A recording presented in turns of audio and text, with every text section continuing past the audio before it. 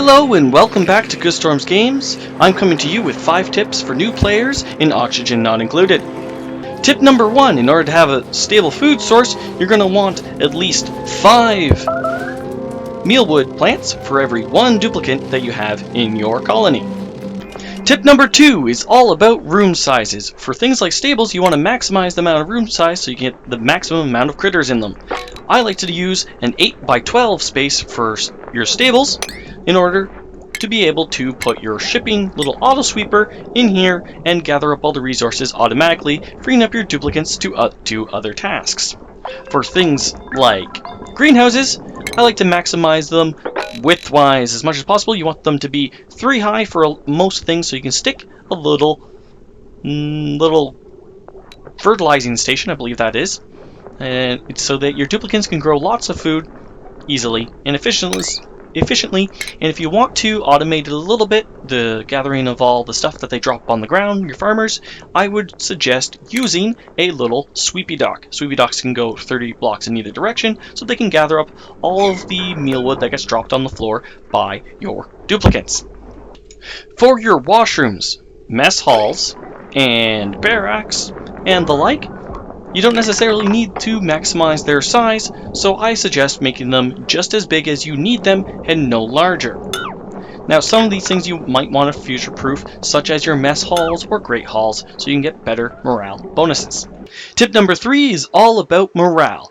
You want to look in your skills tree in order to see your duplicates' morale bonuses. You can see in a nice quick glance for each single duplicate what their morale currently is, where they're getting their morale from, and the skills learned which are reducing their morale.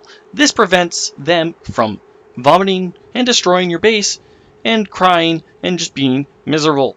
It's very good to just check over all of this stuff periodically, making sure that your morale is up to snuff.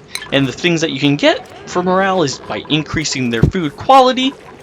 So if you look in Consumables, you can look at the food quality.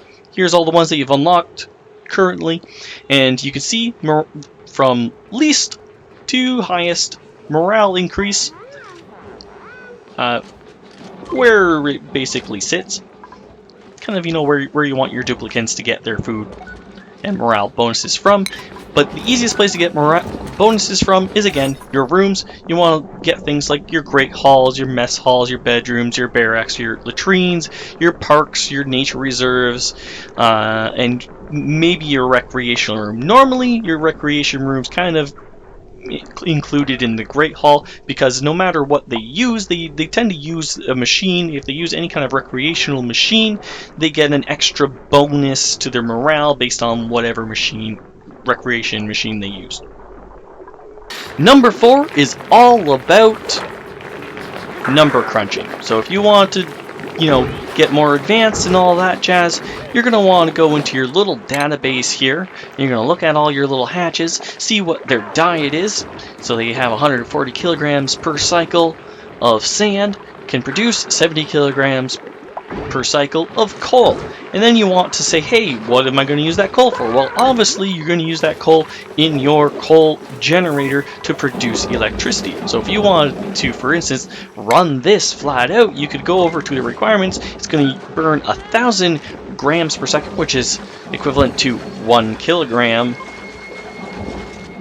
per second of coal to produce 600 watts of electricity. So if you want to run this flat out, you could take the amount of seconds in a cycle, and you can multiply this number by the amount of seconds in a cycle, and that gives you how many kilograms per cycle, and divide by 1,000, and that'll give you your kilograms per cycle to generate 600 of watts, or to run this flat out for the entire cycle.